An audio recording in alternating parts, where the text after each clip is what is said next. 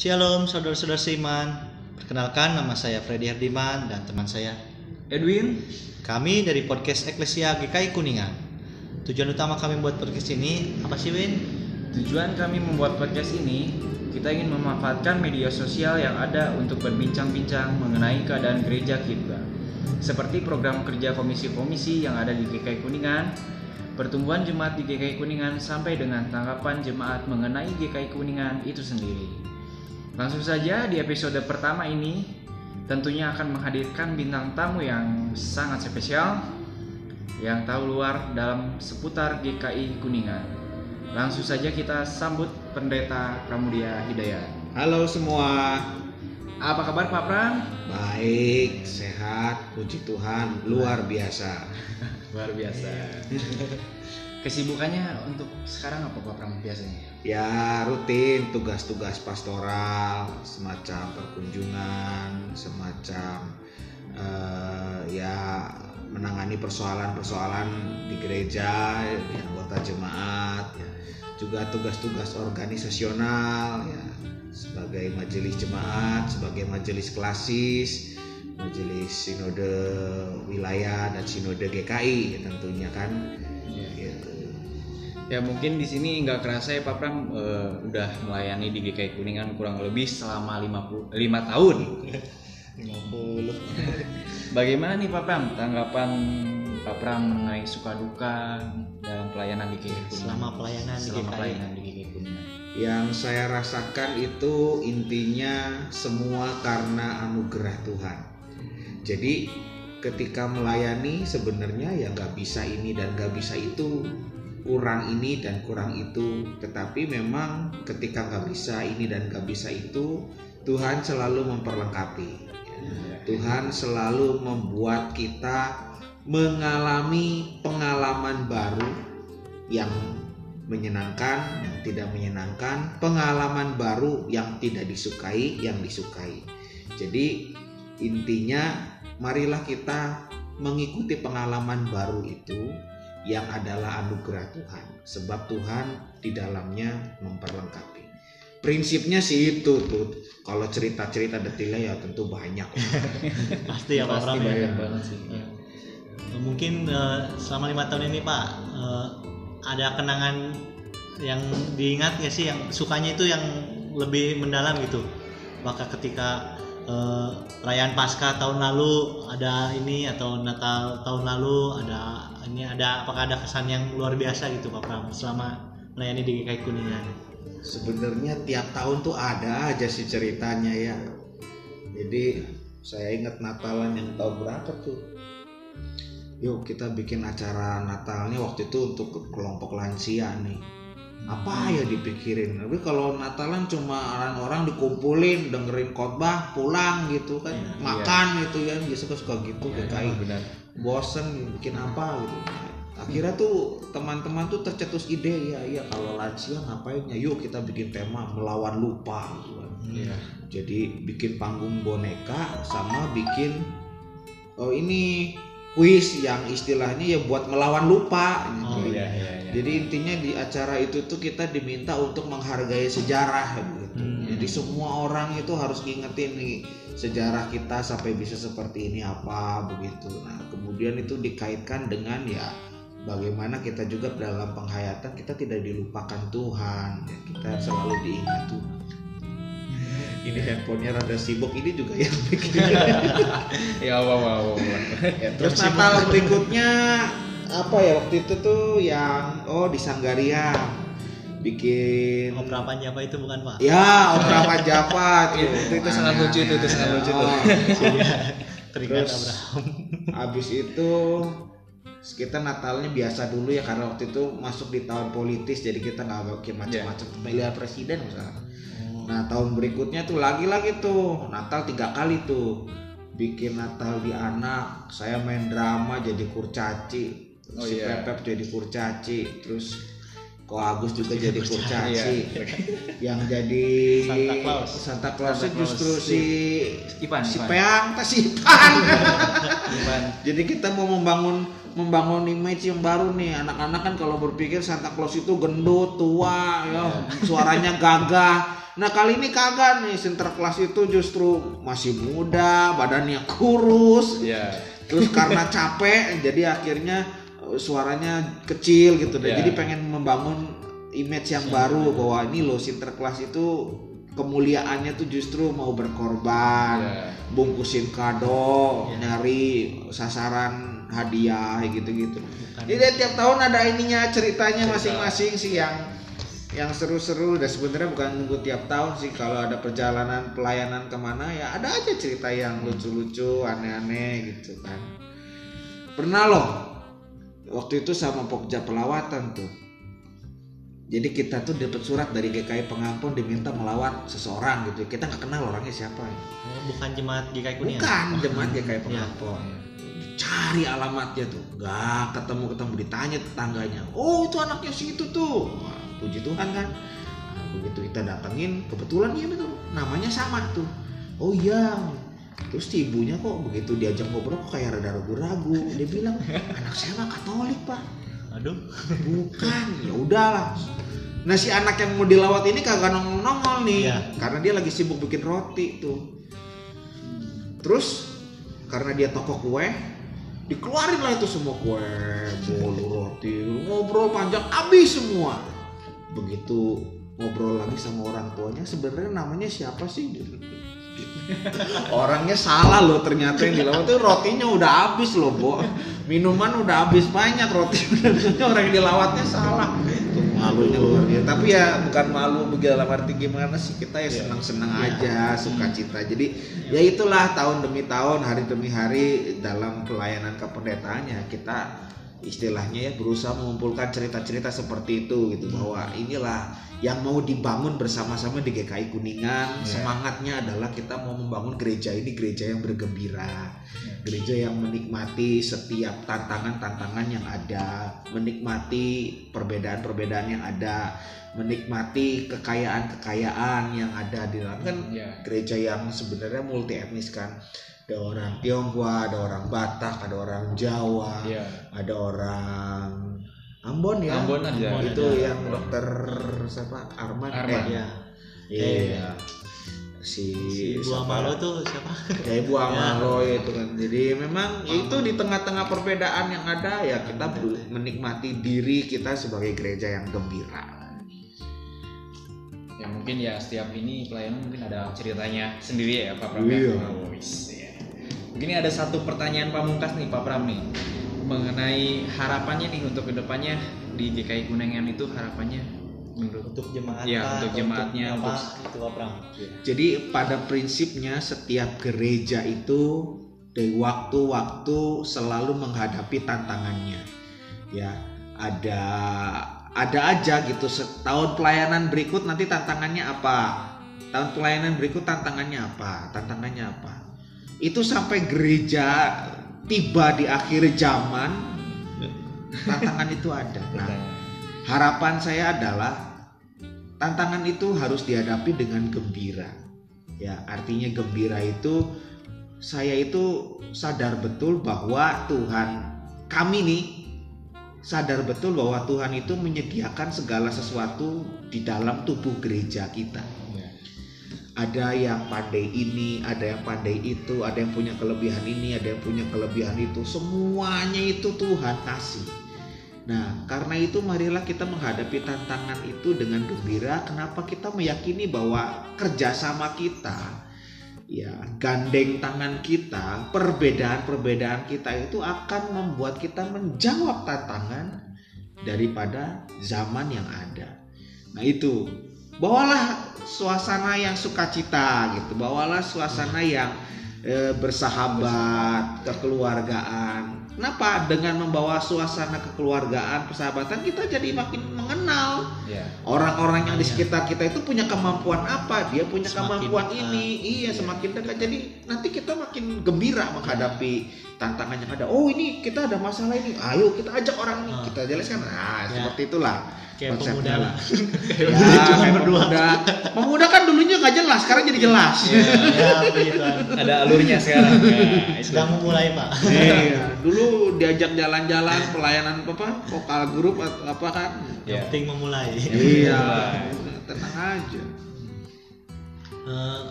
Sebentar lagi kan tahun baru nih, Pak. Maksudnya program Program. kerja yang baru nih, Pak. Ya, Nah, pelayanan kira-kira ada program kerja yang spektakuler nggak sih? Maksudnya apakah di remaja ada camping lagi atau di komisi anak gitu? Jadi Boleh ini sedikit aja, Pak. sepintas aja ya. Ya. Di program majelis jemaat dulu nih ya. Ya. Jadi dulu itu kita pernah bikin satu program pembinaan untuk semua aktivis. Ya, yang lalu itu dibawa ke Bogor sekali, Sama yang kedua ke Purwokerto. Nah, Batu Raden. program ini baik ya, artinya memang para pelayan Tuhan itu kan perlu dicas gitu kan, perlu dikasih pembinaan. Nah, kita ada tahun ini. Oh, tahun ini ada. Tahun ini ada. Tempatnya belum Kemungkinan besar di daerah Semarang ke arah selatan Ungaran situ. Kemungkinan besar di situ. Cuma itu belum pasti ya. Cuma semangatnya begitu ya. Untuk Kita bulannya belum ada, Pak. kurang lebih Juni-Juli lah. Juni, Pas Juli ya. libur Pas anak-anak libur sekolah sekolah. kayaknya. Nah, cuma juga ini mesti setting waktu karena di Juni-Juli itu kan ada PMK sidang klasis. Nah, itu bisa lah tapi bisa diatur. Nah, itu biasa selalu begitu. Jemaat. Nah, jadi itu ini semua yang terlibat dalam pelayanan gerejawi ya, komisi ya, pokoknya yang aktif dalam Ya, pelayanan aktivis itu lah, aktivis juga. nanti berangkat kayak tempo hari. Ya, ya. Nah, kalau remaja memang ini ada camping ya. Untuk remaja ada camping. Jadi campingnya ini bakal satu klasis diundang. Plus GKI Rahmani kan, GKI Rahmani bukan ya, klasis benar. Cirebon. Ya, Nah, ya. itu kita dari sekarang udah sounding sih ke teman-teman di berbagai komisi remaja di klasis Cirebon. Tolong nanti siapin programnya kan, ini kan pasti ada partisipasi yang mesti disiapin dari tiap ininya. Nah, itu udah remaja. Sekolah minggu. Kalau sekolah minggu kemarin itu kita tetap mengedepankan pembinaan juga buat guru-gurunya. Jadi selain pembinaan rutin yang kita lakukan tiap tahun, ini juga ada pembinaan yang istilahnya buat ngisi ya. Jadi kalau yang rutin itu ada orang remaja lulus katekisasi, sebagai wujud imannya dia mau pelayanan sebagai guru sekolah minggu. Nah, kita training, nah itu yang rutin. Nah, yang non rutin ini yang udah jadi guru sekolah minggu lama gitu kan, ini perlu dicas lagi. Itu ada penyegaran lagi. itu ada. Nah, itu yang remaja. Yang dewasa ya saya rasa sih yang sekarang ini ada tuh, kita ada kebersamaan di jemaat dewasa itu. Selain juga terutama mengedepankan kerjasama dengan gereja-gereja lain ya, juga ada program pembinaannya. Nah, ini yang kerjasama dengan gereja-gereja lain ini ada nih. Jadi jemaat dewasa itu kan harusnya jemaat yang juga berinteraksi dengan mereka yang bukan GKI Kuningan gitu kan. Jadi ada rencana mau bikin persekutuan bareng dengan misalnya GKI Rahmani ya, dewasa bareng di sana. Juga nanti sebenarnya ada ide sih, cuma nggak tahu nih udah dibahas atau belum. Kita mau coba kunjungi gereja yang ada di Cirebon yang bukan GKI gitu ya. Coba saya pernah ngomong sih, coba tuh di Cirebon ada gereja Bala Keselamatan tuh di Pasar Pagi. Kan nggak tahu tuh kayak apa bentuknya, orangnya gimana. Nah, kita ketemu interaksi. Supaya apa? Sana belajar kita belajar sana gitu kan. Itu dari di ini komisi-komisi. Kurang lebih begitu sih. Apalagi ya. Nah, kalau komisi pemuda sih biasanya dadakan dan selalu jalan gitu. Kalau direncanakan walau alam. Kalau dadakan malah jalan itu. Nah, ini podcast nih dan Ya semoga bertambahlah pemuda. Mudah-mudahan bertambah lah. Berdua doang. tapi ya memang mau merangkul kelompok muda mesti memang lewat medsos. Ya. Iya, benar. Itu udah hukum yang berlaku sekarang. Ya betul Pak. Sekarang ngerangkul pemuda lewat surat nggak dibaca surat. Karena sekarang apa-apa media sosial Berperan sekali. ya. Iya. Terakhir deh Pak Pram nih. Ya. Di Indonesia kan lagi maraknya virus corona nih Pak Pram. Ya. Nah, kan kemarin juga dari Sinode sudah mengeluarkan video. Ya. Mungkin ada apa kan kalau kemarin sih si korban juga masih belum terlalu banyak. Kalau sekarang kan sudah terlalu banyak nih Pak. Apakah ada ini lagi dari Sinode atau bagaimana Pak? Dan Ya. tanggapan Bapak juga bagaimana Pak tentang virus? Ya, kalau yang dari Sinode dan urusan-urusan medis sih udah jelas lah ya. Kemarin kan diceritakan ya ini penularannya seperti apa, antisipasinya seperti apa dan seterusnya ya. Cuma yang saya pengen ajak cermati adalah begini, ini berita-berita terbaru ya. Sejak ada heboh corona, kemudian pariwisata di Bali merosot drastis, benar. sampai ada hotel-hotel yang akhirnya mengalami, ya istilahnya kalau nggak boleh dibilang kolaps ya, toh memang begitu kondisinya begitu kan. Kalau di Indonesia harga minyak Pak sekarang Iya. lagi turun drastis. Jadi sektor sosial, sektor ekonomi terutama Iya, gitu iya, kan iya. jadi kegoncang semua. Jadi Iya. kayaknya tuh ini masalahnya bukan cuma soal biologis, tapi juga soal psikologis. Ya, betul. Iya. Nah, sementara usaha-usaha untuk menanggulangi bidang biologisnya berlangsung, mestinya juga psikologisnya berlangsung. Artinya, ayolah kita sama-sama punya medsos, dan medsos ini kan senjata yang paling ampuh untuk mengatakan kepada banyak orang tentang sesuatu yang positif, tentang sesuatu yang menenangkan, tentang sesuatu yang membuat orang kemudian melihat segala sesuatu dengan lebih jernih, lebih jelas. Nah, coba marilah kita melihat ini sebagai peristiwa yang sebenarnya harusnya kita tetap berpikir secara logis itu. Ya kalau mau dipikir-pikir, ya demam berdarah aja kita bisa menang kok. Iya. Ya, dulu ada isu SARS, kita menang. Ya. Ada virus flu burung, kita menang kok. Kita ya. bisa kok. Nah, ya kenapa yang ini nggak bisa? Kan pasti bisa. Nah, itu dia, pasti bisa. Nah, itu yang perlu dikembangkan. Jadi ingat kata Alkitab kan, emangnya kalau orang dengan khawatir bisa menambahkan satu hasta dalam perjalanannya? Kan enggak. Nah, itu kan sebenarnya pesan yang mau coba kita dengungkan bersama-sama. Ayo, ini kita punya sesuatu yang bisa kita berperan serta untuk menyelesaikan. Ya apa? Psikologisnya apa? Ayo mari membangun situasi yang tenang, situasi yang damai. Positif. Ya, kan pasti membaik lah. Ya. Amin. Ya mungkin satu pertanyaan terakhir lagi Pak Pram dari saya. Mungkin pesan untuk jemaat GKI Kuningan, mungkin ini pesannya apa Pak Pram? Ya, setiap orang itu tidak akan bisa lari dari kenyataan. Ya, hadapi kenyataan itu. Sukar, duka atau senang, hadapi itu semua.